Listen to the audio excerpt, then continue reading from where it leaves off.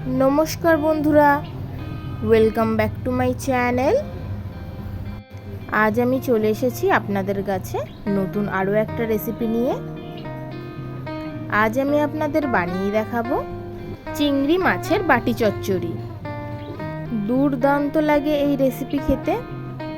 তাহলে চলুন বেশি কথা না বাড়িয়ে এই চিংড়ি মাছের বাটি চচ্চড়ি আমি কিভাবে বানাই দেখে নিই। চিংড়ি মাছের বাটি চচ্চড়ি বানানোর জন্য এখানে লাগছে চিংড়ি মাছ। এই চিংড়ি মাছগুলোকে আমি খুব ভালো করে বেছে পরিষ্কার করে ধুয়ে নিয়েছি। আমি এখানে মিডিয়াম সাইজের চিংড়ি মাছ নিয়েছি, আপনারা চাইলে বড় কিংবা ছোটও নিতে পারেন, তবে বাটি চচ্চড়িতে বেশি ছোট চিংড়ি মাছ ভালো লাগে না। এবার এই রেসিপি বানানোর জন্য আমি কিছু মশলা নিয়ে নিয়েছি। এখানে আমি দুটো বড় সাইজের পেঁয়াজকে আর 4-5টা শুকনো লঙ্কাকে বেটে নিয়েছি। তারপর গুঁড়ো মশলা 1 টেবিল স্পুন জিরে গুঁড়ো, 2 টেবিল স্পুন ধনে গুঁড়ো আর 1 টেবিল স্পুন হলুদ গুঁড়ো আর স্বাদ অনুযায়ী নুন। এখানে জিরের তুলনায় ধনে গুঁড়োটা বেশি নিতে হবে। তারপর নিয়েছি 1 টিস্পুন পরিমাণে চিনি, 3টে কাঁচা লঙ্কাকে চিড়ে নিয়েছি।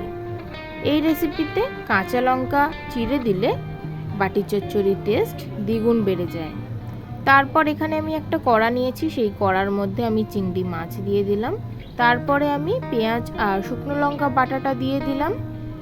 পেঁয়াজ শুকনো লঙ্কা বাটা দেওয়া হয়ে যাওয়ার পর একে একে আমি সব গুঁড়ো মশলা দিয়ে দেবো। দিয়ে দিলাম জিরে গুঁড়ো, ধনে গুঁড়ো, তারপর দিয়ে দেবো হলুদ গুঁড়ো আর নুন। বন্ধুরা, আপনারা তো অনেকেই বাটি চচ্চড়ি আদা রসুন দিয়ে খেয়েছেন। একবার এইভাবে জিরে ধনে দিয়ে খেয়ে দেখুন, দারুণ লাগে খেতে। আপনারা আদা রসুন দিয়ে বাটি চচ্চড়ি খাওয়া ভুলে যাবেন। তারপর এখানে আমি চিনি দিয়ে দিলাম আর চেরা কাঁচা লঙ্কা দিয়ে দিলাম। এবার আমি বেশ অনেকটা পরিমাণে সর্ষের তেল দিয়ে দিলাম। এবার এই সব কিছুকে আমি খুব ভালো করে মিশিয়ে নেব বা মাখিয়ে নেব। গরম গরম ভাতের সঙ্গে যদি এই বাটি চচ্চড়ি হয় তাহলে এক থালা ভাত নিমেষেই খাওয়া হয়ে যায়।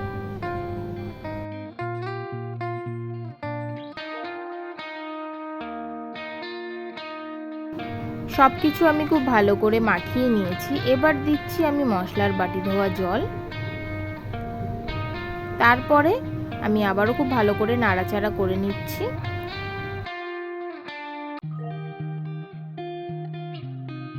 আমার মনে হচ্ছে আরও অল্প পরিমাণে জল দিতে লাগবে, তাই আমি আরেকটু পরিমাণে জল দিয়ে দিলাম।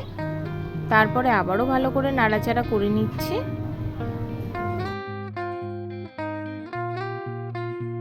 এবার আমি গ্যাসের ফ্লেমটা অন করে দেব আর ওপর থেকে একটা ঢাকা চাপা দিয়ে দেব।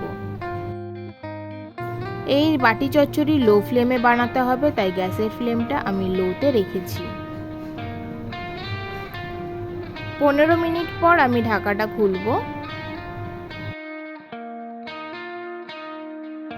দেখুন বন্ধুরা, বাটি চচ্চড়ির কালারটা কি সুন্দর দারুণ এসেছে। আর বাটি চচ্চড়ির গন্ধটা জাস্ট অসাধারণ লাগছে। বাটি চচ্চড়ি কিন্তু একেবারেই তৈরি হয়ে গেছে। আমি এই পর্যায়ে গ্যাসের ফ্লেমটা অফ করে দেব।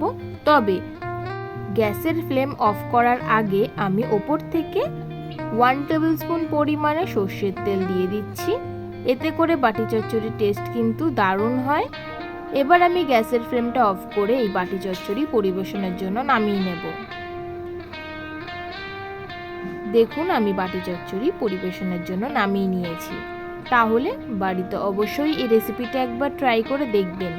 কেমন হলো আমাকে অবশ্যই কমেন্ট করে জানাবেন।